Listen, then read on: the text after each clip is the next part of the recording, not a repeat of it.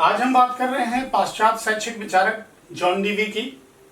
John Dewey का जन्म अक्टूबर 1859 में वर्मांड के वर्लिंगटन शहर में हुआ था।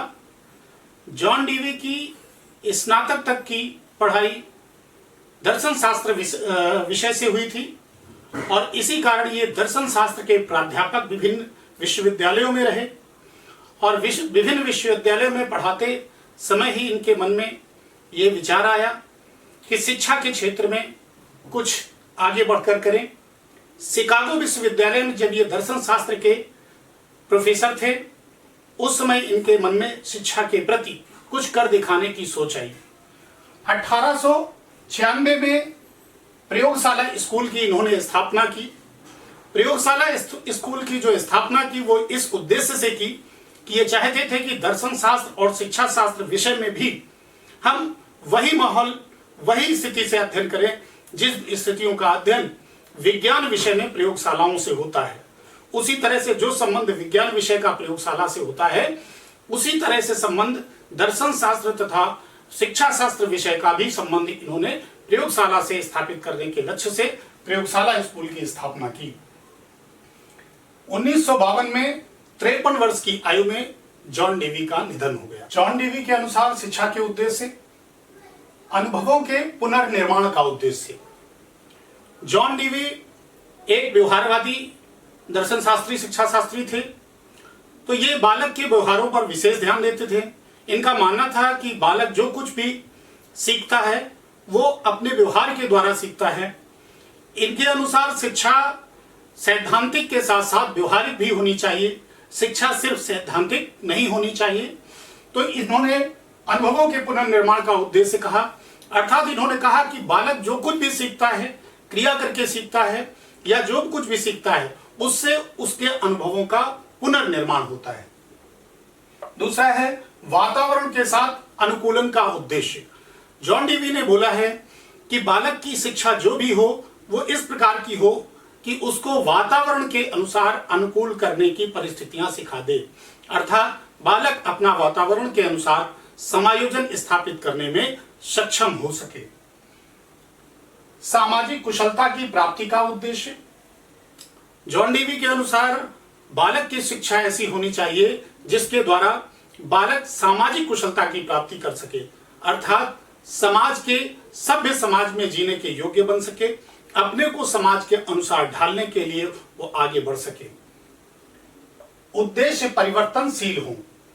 शिक्षा के जो उद्देश्य हैं वो समय अनुकूल परिवर्तनशील हो, अर्थात शिक्षा के उद्देश्य निश्चित नहीं होने चाहिए।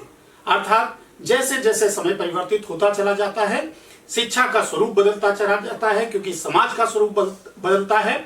तो जब समाज का स्वरूप बदलता है तो समाज की आवश्यकताएं बदल जाती हैं और जब समाज की आवश्यकताएं बदल जाती हैं तो समाज का स्वरूप भी बदलता है और जब स्वरूप बदलता है तो शिक्षा का स्वरूप भी, शिक्षा का ढांचा भी निश्चित ही बदलना चाहिए। तो अर्थात इनके अनुसार शिक्षा के उद्देश्य परिवर्तनशील होने चाहिए, यानी कि उसका कोई भी एक निश्चित उद्देश्य नहीं बल्कि समय अनुसार उद्देश्यों में परिवर्तन संभव हो सके। स्वीकारात्मक नैतिकता। शिक्षा इस प्रकार की होनी चाहिए कि बालक में स्वीकारात्मक नैतिकता का विकास हो सके, बालक अपने नैतिकता का स्वयं अनुकरण कर सके, स्वयं अपने आप में स्वीकार कर सके, इस प्रकार की शिक्षा होनी चाहिए। अर्थात शिक्षा द्वारा बालक में इस बात का स्वभाव, इस बात का भाव पैदा हो जाना चाहिए कि वो नैतिकता के लिए किसी प्रकार का जोर ना देके स्वयं अपने आप ही इस बात को धारण करने लगे कि हमें समाज से कैसा व्यवहार करना है। जॉन डीवी के अनुसार पाठ्यक्रम रुचि का सिद्धांत। जॉन डीवी के अनुसार बालक का जो पाठ्यक्रम हो वो उसकी रुचि के अनुसार होना चाहिए, अर्थात बालक की शिक्षा में ऐसे पाठ्यक्रम को सम्मिलित किया जाना चाहिए जो जिन विषयों में बालक को रुचि हो, यानी कि किसी भी प्रकार से बालक को अरुचिकर विषयों को नहीं पढ़ाया जाना चाहिए। तो रुचि के सिद्धांत को ध्यान में रख के ही बालक को शिक्षा प्रदान की जानी चाहिए। इसीलिए बालक की शिक्षा में जॉन डीवी ने विभिन्न विषयों को सम्मिलित किया है, इतिहास, भूगोल, नागरिक शास्त्र आदि विषयों को। उपयोगिता का सिद्धांत। बालक को दी जाने वाली शिक्षा इस प्रकार की होनी चाहिए जो उसको उपयोगी हो, यानी कि बालक को निरर्थक या अनुपयोगी शिक्षा या आदर्शवादी शिक्षा का विशेष महत्व नहीं है। महत्व इस बात का है कि शिक्षा इस प्रकार की हो जो वो जीवन में उसके काम आए, उसके लिए रोजगार स्थापित करने वाली शिक्षा हो। क्रियाशीलता का सिद्धांत। जॉन डीवी के अनुसार बालक की शिक्षा क्रियाशीलता के सिद्धांत के आधार पर दी जानी चाहिए, अर्थात वो शिक्षा होनी चाहिए जिसमें बालक परस्पर क्रियाशील रह सके। अर्थात बालक मौन होकर एक दर्शक की भांति ही न देखें, बल्कि जिस शिक्षा में शिक्षक और छात्र दोनों परस्पर क्रियाशील हों, अर्थात शिक्षक के साथ साथ बालक भी अपनी क्रिया प्रतिक्रिया करते रहें, इस प्रकार से शिक्षा दी जानी चाहिए। एकीकरण का सिद्धांत। एकीकरण का सिद्धांत का मतलब है कि बालक को जो भी विषय का ज्ञान दिया जाए वो ज्ञान खंड खंड ना हो, बल्कि वो ज्ञान एकीकृत होना चाहिए। जॉन डीवी के अनुसार शिक्षण विधियां।